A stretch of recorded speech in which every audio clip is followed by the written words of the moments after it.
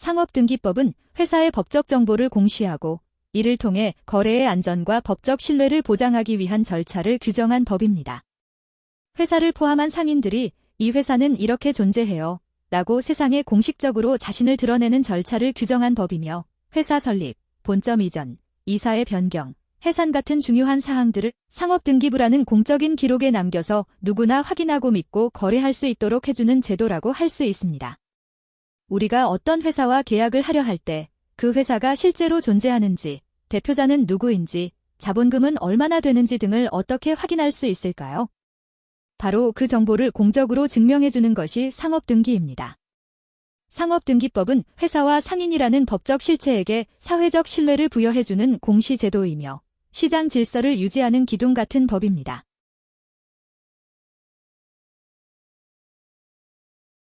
상업등기법은 총 5장으로 구성되어 있습니다. 먼저 제1장 총칙에서는 상업등기의 목적과 기본 용어를 정의하고 등기의 접수 시기와 효력 발생 시기에 대해 규정하고 있습니다. 제2장 등기소와 등기관에서는 등기소의 관할 구역, 업무 처리 주체로서의 등기관, 그리고 등기소 기능이 일시적으로 중단되었을 때의 조치 등에 대해 규정하고 있습니다. 제3장 등기부 등에서는 등기부의 구성 방식과 보존 방법, 등기부의 열람이나 등기사항 증명서 발급 절차, 전산자료 활용 등에 대한 내용을 담고 있습니다. 제4장 등기 절차는 상업등기의 중심이 되는 절차적 내용을 다루고 있는데요. 등기 신청의 원칙, 신청인의 자격 요건, 등기의 각하 사유 및 정정 절차 등을 상세히 규정하고 있습니다. 마지막으로 제5장 이의 신청 등에서는 등기관의 결정에 대해 이의를 제기할 수 있는 절차와 그에 따른 법원의 결정 및 항고 가능성에 대해 설명하고 있습니다. 즉, 상업등기법은 상업등기의 목적과 절차, 관할과 행정 운영, 그리고 권리 구제까지 포함하는 상업등기 실무 전반을 체계적으로 규율하는 절차법입니다.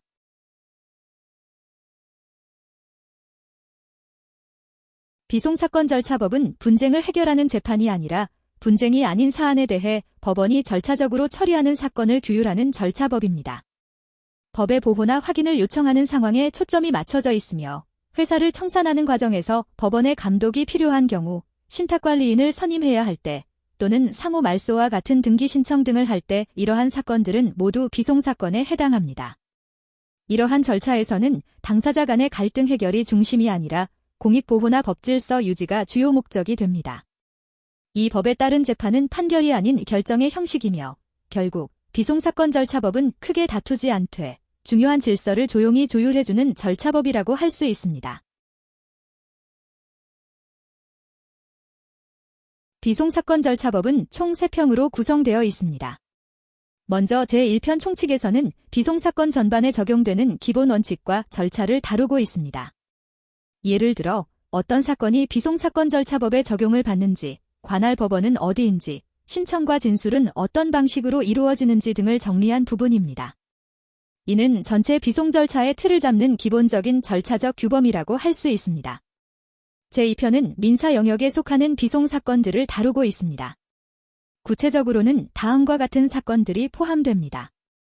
법인에 관한 사건으로 재단법인이나 사단법인의 설립, 변경, 해산 등에 관한 내용과 신탁에 관한 사건, 그리고 재판상 대위와 공탁, 보관, 감정에 관한 사건, 법인 등기 및 부부재산 약정 등기에 대한 내용을 담고 있습니다. 제2편은 개인의 권리나 재산 관계에서 발생할 수 있는 비분쟁성 사건들을 정리하고 있습니다. 제3편은 상사, 즉 기업 활동과 관련된 비송 사건들을 다룹니다. 대표적인 예로는 다음과 같습니다. 회사와 경매에 관한 사건, 사채에 관한 사건, 회사의 청산 등의 내용을 담고 있습니다. 제3편은 상업활동의 질서와 투명성을 유지하기 위한 공익적 성격이 강한 사건들을 규율하는 부분입니다. 이처럼 비송사건 절차법은 총칙을 통해 절차의 틀을 마련하고 민사와 상사 영역을 구분하여 각 분야에서 분쟁이 아닌 사건들을 조용하고 정밀하게 다루는 절차를 규정하고 있습니다. 결국 이 법은 사적 질서의 평화로운 유지와 공익적 질서의 보장을 동시에 지향하는 절차 중심의 조율법이라고 할 수 있습니다. 각 법률의 업무 연관성과 학습 필요성을 중심으로 살펴보겠습니다. 먼저 상업등기법은 상업등기 대행 실무의 핵심이 되는 법입니다. 법무사는 회사의 설립, 변경, 해산 등 다양한 상업 등기 업무를 대행하는 전문가이며 특히 소규모 법인에 대한 등기 처리는 실무에서 매우 빈번하게 이루어지는 주요 업무 중 하나입니다. 또한 상업등기법은 상법과 구분해서 이해할 필요가 있습니다. 상법이 회사의 조직과 운영 등 실체적인 부분을 다룬다면 상업등기법은 그러한 조직의 형성과 변경을 외부에 공시하는 절차를 다룹니다. 실무에 정확하게 적용하기 위해서는 이처럼 절차 중심의 법인 상업등기법을 별도로 학습하는 것이 필수적입니다. 다음으로 비송사건 절차법은 비송사건에 대한 법무사의 대리권과 실무 능력과 직결되는 법입니다. 비송사건은 분쟁을 해결하는 소송이 아니라 법률적 지위를 확인하거나 정리하는 사건으로 이러한 사건에서 법무사는 당사자를 대리하거나 필요한 서류를 작성하는 역할을 맡습니다. 비송사건은 민사소송과는 전혀 다른 고유한 절차와 판단 기준을 가지고 있기 때문에 해당 절차법에 대한 정확한 숙지 없이 실무를 수행하게 되면 법적 오류가 발생할 위험이 큽니다. 특히 법무사는 이러한 비송 절차에서 필요한 신청서, 확인서, 의사록 등의 문서를 직접 작성하는 실무를 수행해야 하기 때문에 비송사건 절차법의 이해 정도가 곧 실무의 정확성과 직결됩니다.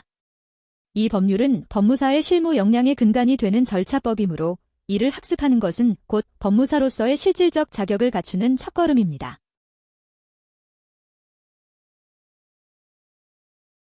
37번 문제입니다.